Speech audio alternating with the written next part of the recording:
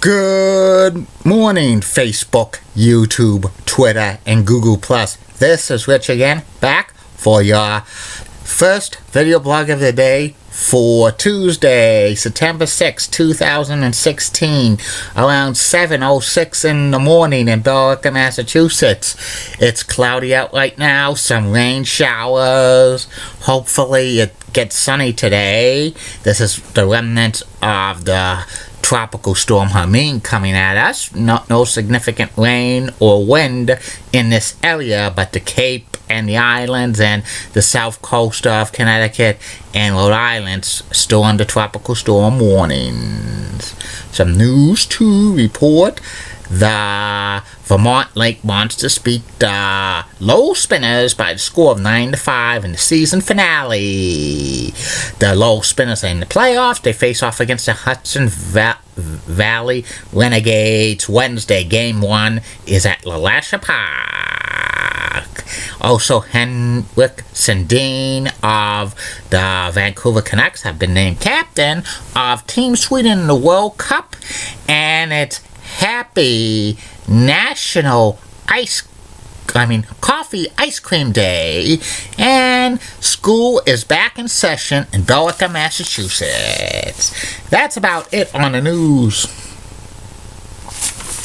My first video blog subject of the day is about the WHA, the World Hockey Association. A World Hockey Association was in business for 7 years, between 1972 and 1979. It challenged the NHL to become the number one hockey organization in North America, and it brought some exciting players to the WHA. The WHA was founded in 1971 by Dennis Murphy and Gary Davison, who actually founded the American Basketball Association back in 1967. They said they were going to bring hockey to some cities that didn't have teams, and maybe challenge the big cities that had NHL teams like New York and Los Angeles and Toronto and Boston and Montreal. And they got owners that were going to pay the players to jump from the NHL to the WHA. They were going to make big-time bucks for early 70s. And the average NHL salary back in 1972 was only $25,000. And the salaries weren't even reported, but the teams did not report the salaries to the public. And like the first year of the WHA, they had 10 teams. They had a few in Canada, Alberta, which eventually became Edmonton, and Winnipeg, and Quebec City, and Toronto. Also, they had one in New York, and New England, and Philadelphia, and Los Angeles, and Minnesota, and Chicago, and Cleveland, among others. And 67 NHL players jumped into the WHA went in the inaugural season in 1972, including J.C. Tremblay, Teddy Green, Bernie Parent, and Bobby Hall, who was in his prime for the Chicago Blackhawks. He signed a contract with the Winnipeg Jets for $1 million, which was outrageous for an athlete in 1972. And Derek Sanderson, who played for the Boston Bruins, signed with the Philadelphia Blazers for $2.6 million. That's amazing. But WHA had trouble from the start due to poor attendance in the arenas.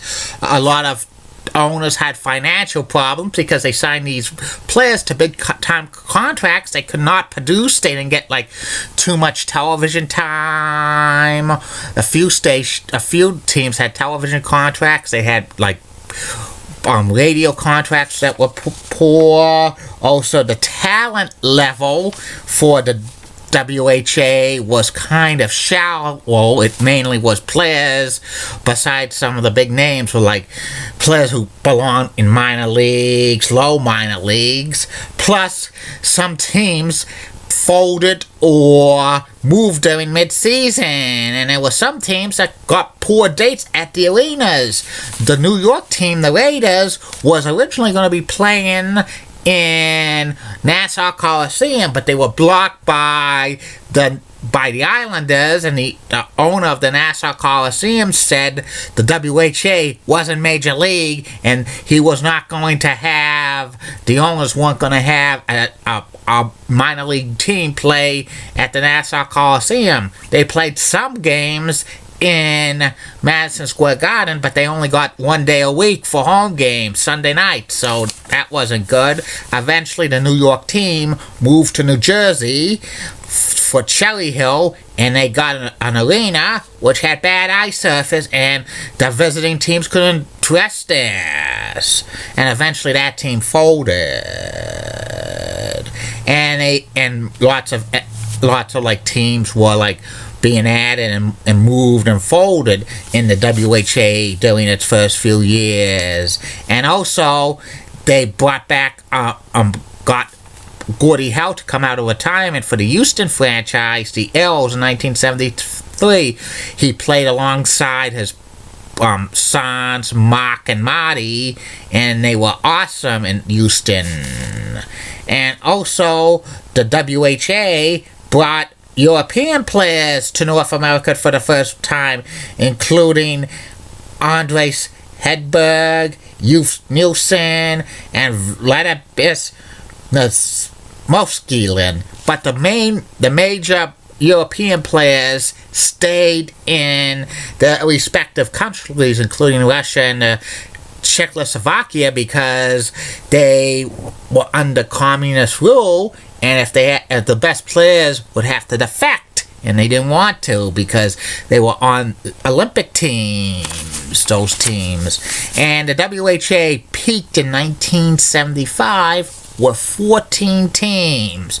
Plus, the NHL had 18 teams during that time, so there were 32 professional teams in North America for hockey in 1975, and that was too much for that because the talent level was bare minimum, and they were running into serious financial problems.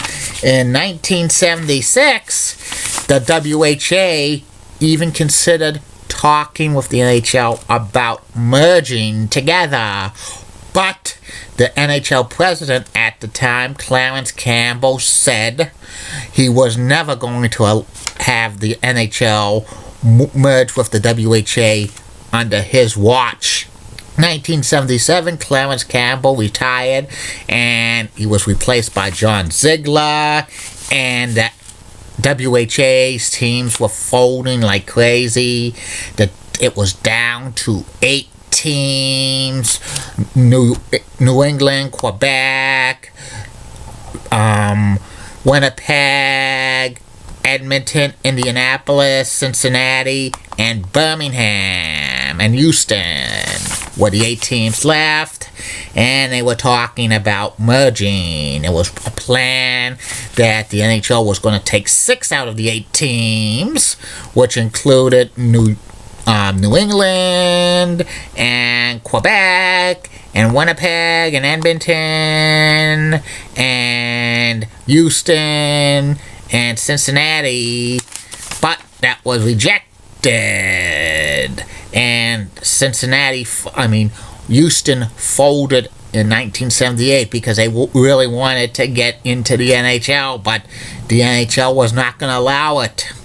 And the WHA started to add players who were like younger than 20 to the roster to like maybe boost their attendance, because back then any NHL player had to be drafted at least 20 years old, and several like 17-year-olds played in the WHA, including Ken Linsman and and Mark Messier and the great one Wayne Gretzky, and also a few players debuted in the WHA before becoming stars in the NHL, including Mike Liut, Mike Gardner, Rod Laneway, and so many others.